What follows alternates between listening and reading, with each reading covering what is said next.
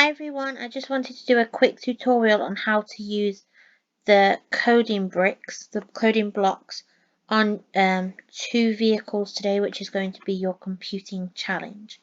So before we start, I just want to give you two tips on how to use this best. The first tip is to read the challenge properly. Some of you got a bit stuck last week because you didn't read the challenge properly and you didn't realise that it was asking for two of the things, not just one thing. So that's the first tip, read the challenge properly. And the second tip is, when you have used the bricks here the right amount in the code, they will no longer appear in the white. So if you see, when I pull that in there, it's telling me now that I have used it enough times, I don't need to use it again. Okay, so, and the delete button is down here, just for anybody that didn't know. So, it says, when the vehicles collide, make them turn around 180 degrees. So if I play this now, you will see that when the cars go to each other, they just go over each other. They just pass through each other. But we don't want that to happen. We want them to, when they hit, we are going to make them turn 180 degrees in the opposite direction. So another thing I want to draw your attention to is this variable watch here, and you will see that on every screen that the animation happens, and you will see that it says the angle equals 0, okay, but we don't want the angle to equal 0, we want the angle to equal 180, so we're going to have to add the angle onto it. So remember that for the next step.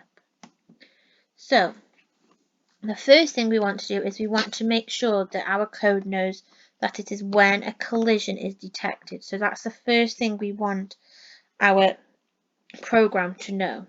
Then we want it to know that either the buggy, when the buggy collides with the racer, or you could have when the racer collides with the buggy. It doesn't matter which order you do it in. So then, because I put the buggy first, I'm going to drag the buggy block over underneath it, okay? I'm not going to drag it separately, okay? I don't want it to be there. I want it to be in the same box as this collide one. Okay, so I'm dragging it in there. Then it gives me these options. And if you remember that variable watch we saw before, we saw that the angle was 0. So we need to change the angle to add 180, because remember it was set as equals 0, but we want it to be 180. And then I need to do something with the racer as well, so that's going to come in right under the buggy, still in that same highlighted block area. Then again we need the angle, and we need to add 180, because again we want it to turn around 180 degrees. So then I'm going to press play, and you will see that when they go near each other, they collide and they turn 180 degrees. Okay, so then I've completed my next challenge. And then I can move on to speeding on up and slowing down, okay? So if you need any help, please let Mrs. Willis and I know.